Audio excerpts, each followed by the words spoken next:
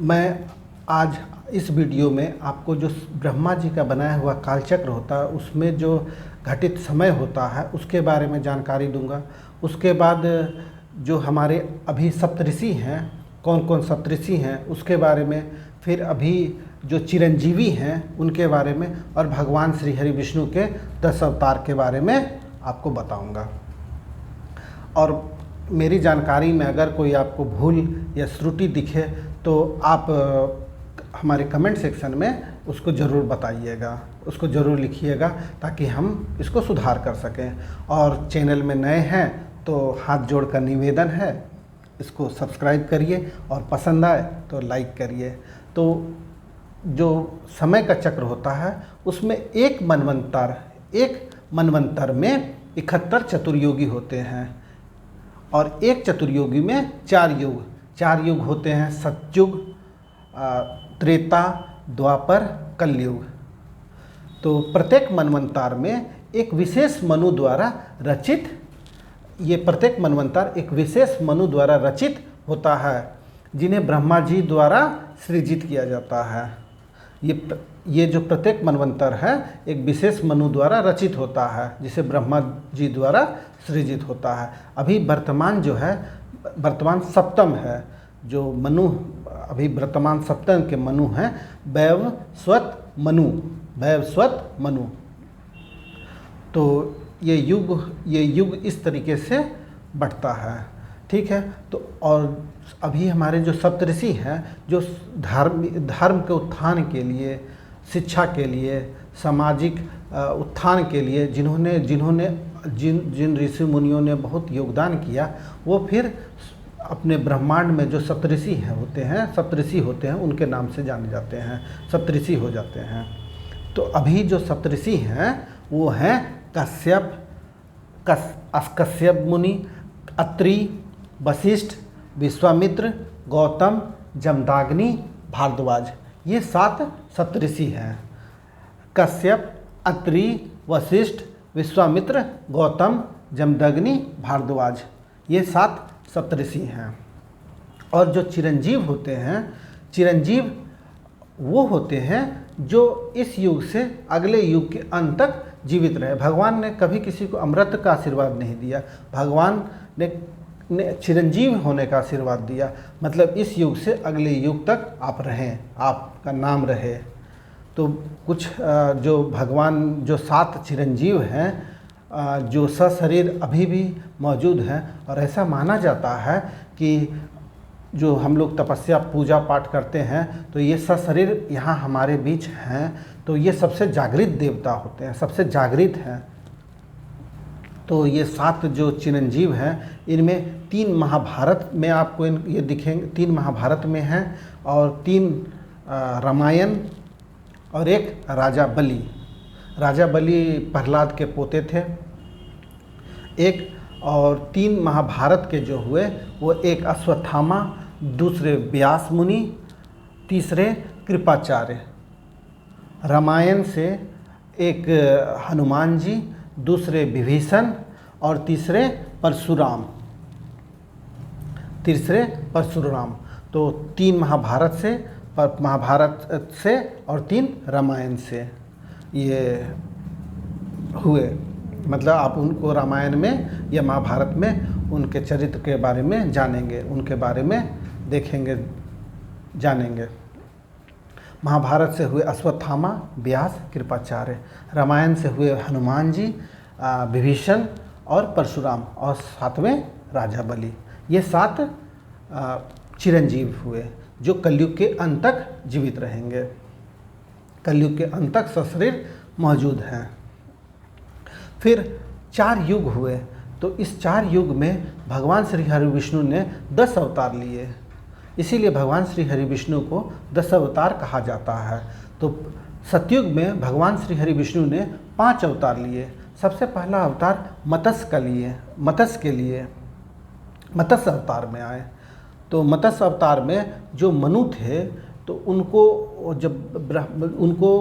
ये जो इस युग को रचित करना था, रचित होता है मनु द्वारा, तो इसको रचित करने के लिए, उनको जीवित रखने के लिए, जब प्रलय के बाद अगले युग के लिए जो मनु थे वो आखिरी, इधर के आखिरी या उधर के अगले युग के पहले इंसान, उनको रखने के लिए भगवान श्री हरि विष्णु मत्स्य का अवतार लेके उनको जीवित रखे, ताकि वो इस प्रलय में, इस भयंकर तूफान में वो उनको कुछ ना हो जाए। उनके सुरक्षा के लिए भगवान श्री हरि विष्णु ने मत्स्य का अवतार लिया।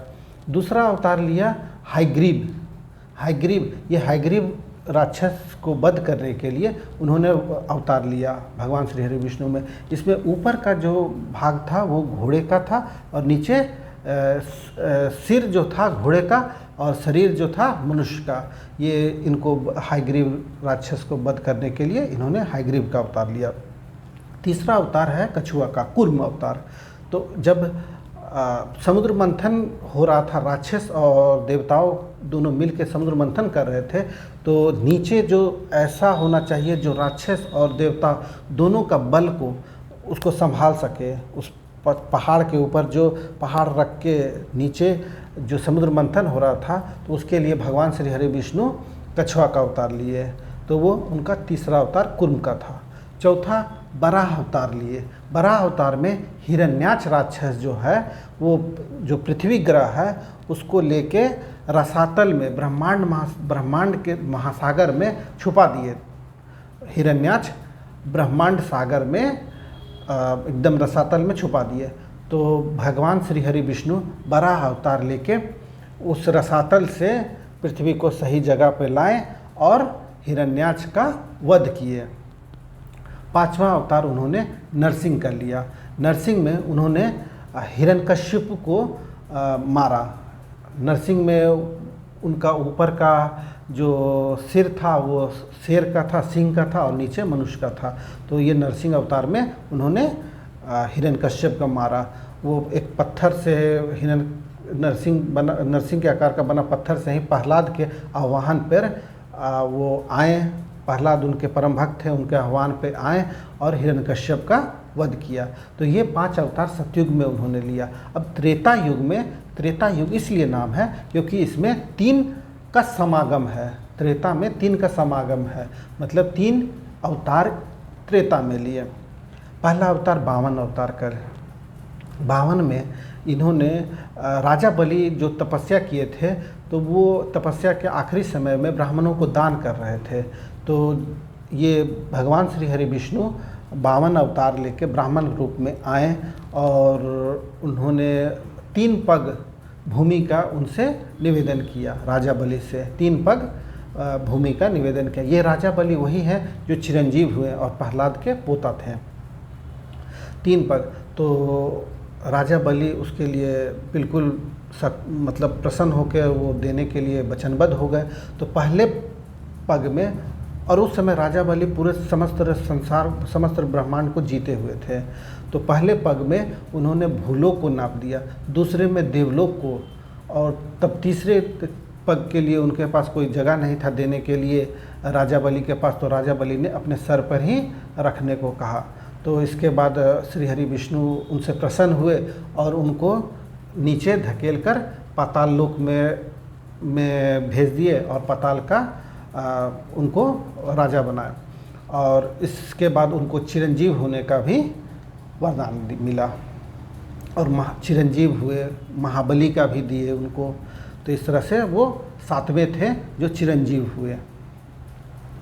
ये 52 अवतार हो गए भगवान विष्णु के त्रेता में। उसके बाद परशुराम का अवतार लिए।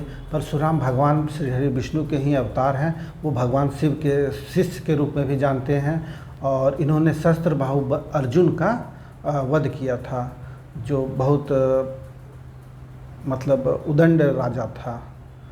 उसका वध, सहस्त्रबाहु अर्जुन का वध भगवान परशुराम ने किया था। तीसरा अवतार श्री राम का, श्री राम के रूप में भगवान श्री हरि विष्णु ने त्रेता युग में लिया था। श्री राम अवतार में भगवान श्री राम ने रावण वध किए।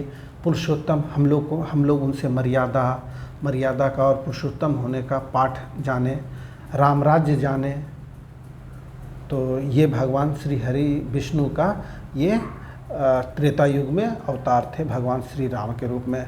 द्वापर में, अब आप समझ गए होंगे, द्वापर में दो अवतार हुए। द्वापर में 2 अवतार हुए। एक द्वापर में कृष्ण कन्हैया, कृष्ण के रूप में उन्होंने, भगवान श्री हरि विष्णु ने जन्म लिया। उसमें भगवान ने गीता का पाठ हम लोगों को बताएं, और महाभारत का युद्ध भगवान श्री कृष्ण के बदौलत ही धर्म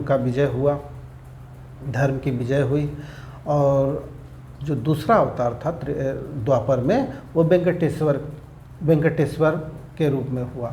भगवान विष्णु कुछ समय के लिए स्वामी पुष्पकर्णी नामक तालाब के किनारे निवास किए थे। यह तालाब जो है तिरुमला के पास स्थित है। यह जो पुष्पकर्णी तालाब है, ये तिरुमला के पास स्थित है। और तिरुमला जो है तिरुपति के चारों ओर स्थित 7 पहाड़ियों का, मतलब 7 पहाड़ी है, जैसे वो शेषनाग की तरह है। 7 फनों के आधार पर बनी सप्तगिरी कहलाती है। ये 7 फन पे ये सप्तगिरी कहलाती है। सप्तगिरी 7 पहाड़, और उसके बीच में तिरुमला। तो वहाँ वेंकटेश्वर, अभी भी हम लोग जो है तिरुपति जाते हैं तो वहाँ वो जो है 10 अवतार में से एक अवतार वेंकटेश्वर के रूप में भी हैं। तो इस तरह से हम लोग जाने भगवान श्री हरि विष्णु के 10 अवतार। तो 5 अवतार सतयुग में, 3 अवतार त्रेता में, 2 अवतार द्वापर में। 5 अवतार सतयुग में मत्स्य अवतार, हयग्रीव अवतार, कूर्म अवतार, वराह अवतार, नरसिंह अवतार। 3 अवतार त्रेता में वामन अवतार, परशुराम अवतार, श्री राम अवतार। 2 अवतार द्वापर में भगवान श्री कृष्ण और वेंकटेश्वर। तो इस तरह से आप लोग जाने जो मनवंतर युग किस तरह से विभक्त होता है। सप्तऋषि जाने, चिरंजीवी जाने, चिरंजीव कौन कौन हैं, और 10 अवतार जाने। इसी तरह वीडियो को लाइक करिए, सब्सक्राइब करिए और नए जानकारी पाइए। और कोई भी जानकारी में त्रुटि लगे तो कमेंट में ज़रूर लिखिएगा।